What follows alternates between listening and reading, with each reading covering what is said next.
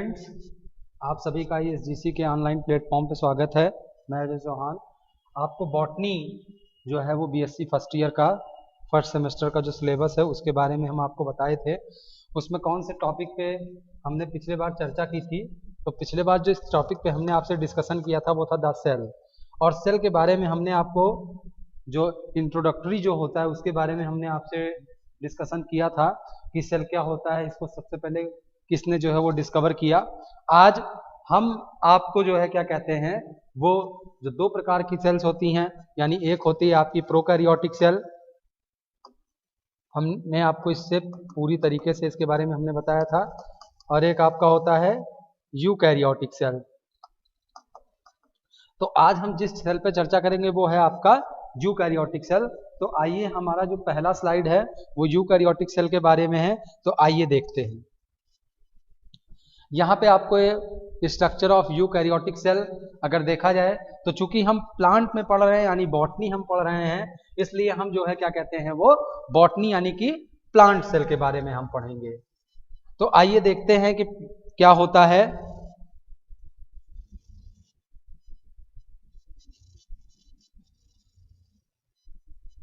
यहां पे अगर देखा जाए तो जो सेल होता है,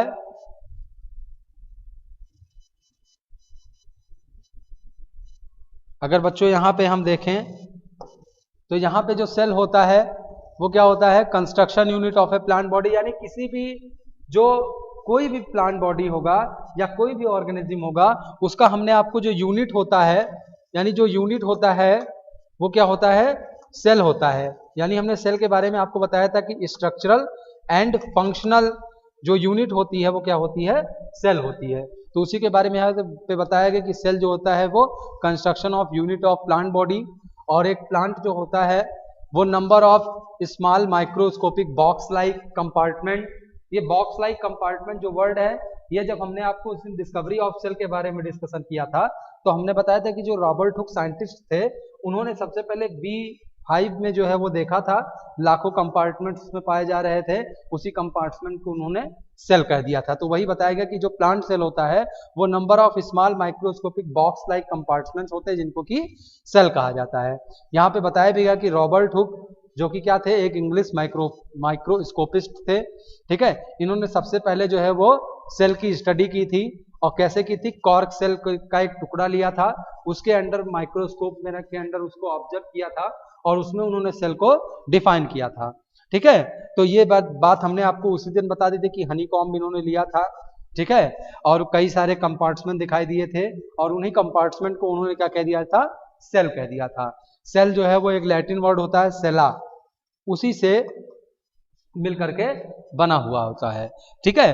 अब यहाँ पे चूंकि हम प्लांट सेल के बारे में पढ़ रहे हैं तो एक टिपिकल जो प्लांट सेल होगा उसमें एक आउटर जो है वो क्या पाई जाती है, रिजिड एंड थिन कवरिंग पाई जाती है जिसको कि सेल वॉल कहते हैं, ठीक है बच्चों। देखिए, एनिमल और प्लांट सेल, एक चीज हम आपको यहाँ बताते चलें कि एनिमल और प्लांट सेल में एक मेजर डिफरेंस होता है, और वह जो मेजर डिफरेंस होता है वो क्या होता है, सेल वॉल ही होता है। यानी प्लांट में जो है वो सेल वॉल प्रेजेंट रहेगा और एनिमल के सेल में क्या होगा, सेल वॉल एब्सेंट रहता है, ठीक है। तो यही यहाँ पे बताया गया कि उसके ऊपर जो होता है, यानी जो प्लांट का जो ऊपरी कवरिंग होती है या आउटर कवरिंग होती है वो फर्म होती है, थिन होती है, जिसको कि सेल वॉल कहा जाता है। ये एक colourless semi fluid granular substance से कवर अप रहता है, ठीक है, जिसको कि प्रोटोप्लाज्म कहा जाता है। उसी के अंदर प्रोटोप्लाज्म पाया जाएगा, ठीक है। अब एक यूनिट मास ऑफ प्रोटोप्लाज्म जो होता है, प्रोटोप्लाज्म क्या होता है, ये होता है आपका physical basic of life. Because क्यों होता है, क्योंकि ये आपका फंडामेंटल सब्सटेंस होता है सभी ऑर्गेनिजम्स का। यानी इसी प्रोटोप्लाज्म को हिंदी में जीवद्रव्य कहा जाता है, और इसी प्रोटोप्लाज्म में जितनी भी वाइटल एक्टिविटीज होंगी, ठीक है, vital activity done in the protoplasm, है ना। इसी प्रोटोप्लाज्म में आपके जितने भी सेल ऑर्गेनेल्स होंगे, न्यूक्लियस होंगे, वो सभी पाए जाते हैं, ठीक है। इसके अलावा बताएगा कि जो सेल होता है वो वेरिएबल साइज एंड शेप का होता है। अगर शेप में देखा जाए तो ये स्फेरिकल होगा, ओवल होगा, पॉलीगोनल होगा, रेक्टेंगुलर होगा या इलोंगेटेड होगा। ठीक है, अब यहाँ पे अगर एक फुल्ली डेवलप्ड सेल है ना, तो उसकी जो साइज बताई गई है 1/10 मिलीमीटर टू 1/10 मिलीमीटर तक होती है। ठीक है, और प्रत्येक सेल जो होता है वो आपका अगर देखा जाए तो अब ये प्रत्येक सेल किससे किससे मिलकर के बना होता है, तो इसके बारे में हम नेक्स्ट स्लाइड में चर्चा करेंगे। यानी इस स्लाइड से हमको ये दिखा कि जो प्लांट सेल होता है या कोई भी सेल होता है वो यूनिट ऑफ लाइफ होती है। ठीक है, अगर टिपिकली एक प्लांट सेल की हम बात करें तो उसमें सेल वॉल पाई जाएगी। ठीक है, वो आउटर यानी ऊपरी कवरिंग जो होगी, आउटर कवरिंग वो सेल वॉल होगी। ठीक है, रिजिड होता है, थिन होता है। ठीक है, एक colourless semi fluid granular substance उसके अंदर पाया जाता है जिसको कि प्रोटोप्लाज्म कहते हैं। प्रोटोप्लाज्म जो होता है वो फिजिकल बेसिक ऑफ लाइफ होता है। क्यों? क्योंकि जितने भी फंडामेंटल सब्सटेंस होते हैं किसी भी ऑर्गेनिज्म में वो सभी उसी में पाए जाते हैं। नहीं, सारे सेल्स ऑर्गेनेल्स या अन्य चीजें हैं वो उसी में पाए जाते हैं। तो नेक्स्ट स्लाइड में हम चर्चा करते हैं कि जो ईच सेल होता है वो किससे किससे मिलकर बना होता है। देखिए बच्चों, यहाँ पे एक आपका फुल साइज्ड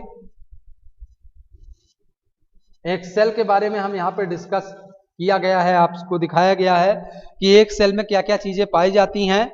ठीक है, तो अगर देखा जाए तो यहां पे सबसे पहले आपको आउटर कवरिंग यानी सेल वॉल दिख रहा होगा। ठीक है, अब ये एक टिपिकल प्लांट सेल का स्ट्रक्चर है जो कि आपको यहां पे दिखाई दे रही है। ठीक है, इसके अलावा अगर देखा जाए तो सेल वॉल हो गया। सेल वॉल के अलावा अगर देखा जाए तो ये डबल लेयर है। ठीक है, यानी जो सेल वॉल है वो कैसा है, आपका डबल लेयर सेल वॉल है। ठीक है, अब चूंकि ये प्लांट सेल का है तो ये आपका किससे मिलकर के बना होगा, ये आपका जो है क्या कहते हैं, कार्बोहाइड्रेट से मिलकर बना होता है। और कार्बोहाइड्रेट में आपका सेलुलोज आता है। ठीक है, ये आपका कार्बोहाइड्रेट से मिलकर बना होता है। ठीक, अगला अगर देखा जाए तो ये जो आउटर सेल वॉल और ये जो इनर सेल वॉल है, ठीक है, इसमें इंटरसेलुलर स्पेसेस पाए जाते हैं। ठीक है, इसके अलावा अगर देखा जाए तो प्लाज्मा लेमा पाया जाता है। ठीक है, इसके अलावा अगर देखा जाए तो इसमें एक फ्लूइड पाया जाता है इस सेल के अंदर। ठीक है, और उस फ्लूइड को कहा जाता है साइटोप्लाज्म, जिसमें सभी ऑर्गेनेल्स आपके पाए जाते हैं। ठीक है, इसके अलावा अगर देखा जाए तो इसमें वैक्यूल्स पाए जाते हैं। ठीक है, डिक्टियोसोम यानी गोल्जी बॉडी आपको दिख रही होगी, ये पाया जाता है। राइबोसोम्स इसमें पाए जाते हैं। प्लाज्माडेस्मा इसमें पाया जाता है। प्लाज्माडेस्मा जो होती है वो दोनों सेल के बीच की जो दूरी होती है वो होती है। ठीक, इसके अलावा इसमें एंडोप्लाज्मिक रेटिकुलम पाया जाता है। ठीक है, इसके अलावा अगर देखा जाए तो प्लास्टिड्स पाए जाते हैं। इसके अलावा अगर इसमें देखा जाए तो माइटोकॉन्ड्रिया पाए जाते हैं, माइटोकॉन्ड्रिया। ठीक है बच्चा, फिर उसके बाद अगर देखा जाए तो इसमें और क्या क्या चीजें पाई जाती हैं, तो और इसमें अगर देखा जाए तो प्रोटोप्लाज्म जो है वो आपका इसी में पाया जाएगा। प्रोटोप्लाज्म ये भी आपका जो है वो इसी में पाया जाता है। ठीक है, तो जितने भी सेल ऑर्गेनेल्स होते हैं वह सभी कहां पाए जाते हैं, आपके इसी साइटोप्लाज्म में ये क्या करते रहते हैं, फ्लोट करते रहते हैं। और सबसे इंपॉर्टेंट पार्ट जो किसी भी सेल का होता है वो होता है उसका न्यूक्लियस। तो यहाँ पे आपको न्यूक्लियस दिखाई दे रहा होगा। इस न्यूक्लियस के अंदर ये आपका है न्यूक्लियोलस। ठीक है, यहाँ पे आपको न्यूक्लियर पोर दिखाई दे रहा होगा। फिर उसके बाद न्यूक्लियर इन्वेलप हो गया। ठीक है, तो ये एक कंप्लीट एक टिपिकल स्ट्रक्चर है आपके प्लांट सेल का। ओके बच्चों, तो आगे अगर देखा जाए, अब यहां पे देखिए ये बात की गई है सेल वॉल की। ठीक है, तो अलग अलग पार्ट्स होते हैं। ठीक है, तो उन अलग अलग पार्ट्स में अगर देखा जाए तो हमने आपको बताया था कि सेल दो कंपोनेंट से मिलकर बना होता है, एक सेल वॉल और दूसरा प्रोटोप्लास्ट। ठीक है, तो सेल वॉल में अगर देखा जाए तो ये क्या होता है, थिन होता है, इलास्टिक मेम्ब्रेन होता है जो कि सेल को क्या करता है, बाउंड करता है यानी कि बांधे रखता है। ठीक है, अगर प्लांट सेल की बात करें तो ये सेलुलोज, अभी मैंने आपको बताया कि सेलुलोज क्या होता है, एक प्रकार का कार्बोहाइड्रेट होता है, यानी एक पॉलीसेकेराइड मटेरियल होता है, उससे मिलकर के आपका सेल वॉल जो है वो बना रहता है। इसके अलावा अगर देखा जाए तो इस सेल वॉल में लार्ज नंबर में छोटे छोटे माइन्यूट पोर्स होते हैं जिनको कि माइसली कहा जाता है ना, जिसके अकॉर्डिंग है ना जो डिफरेंट सेल्स होते हैं वो इंटरकनेक्टेड रहते हैं। जैसे जो सेल्स होते हैं वो कुछ इस तरीके से होते हैं, जैसे ये हो गया, फिर ये हो गया, फिर इस तरीके से हो गया, है ना। तो these are the arrangement of cell and this arrangement is made due to these pores, है ना। ये माइन्यूट पोर्स होते हैं, इसी से सारे सेल आपस में क्या रहते हैं, जुड़े हुए रहते हैं।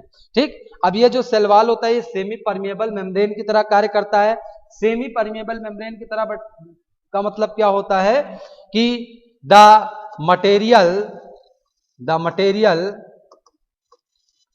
ट्रांसफर फ्रॉम वन पॉइंट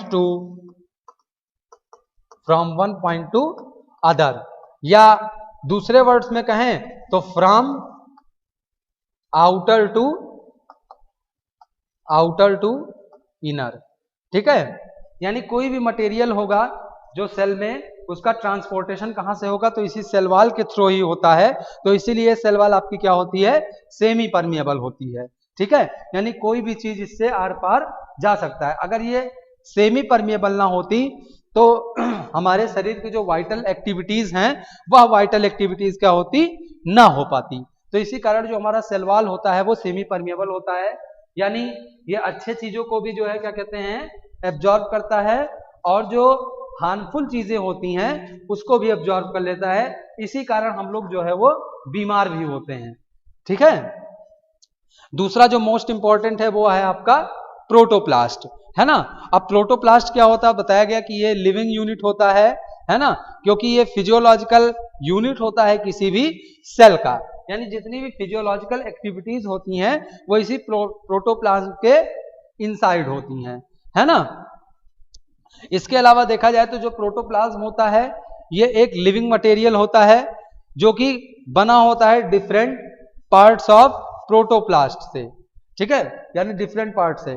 फिर उसके बाद अगर देखा जाए तो प्रोटोप्लाज्म जो होता है वो लिविंग सेल में ही केवल पाया जाता है, नॉन लिविंग सेल में नहीं पाया जाता है।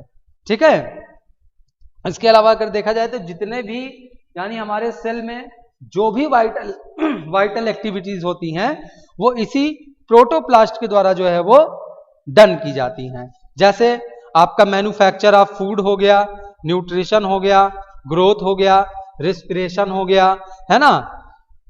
तो जितनी भी वाइटल एक्टिविटीज होंगी, यानी we can say that all the vital activities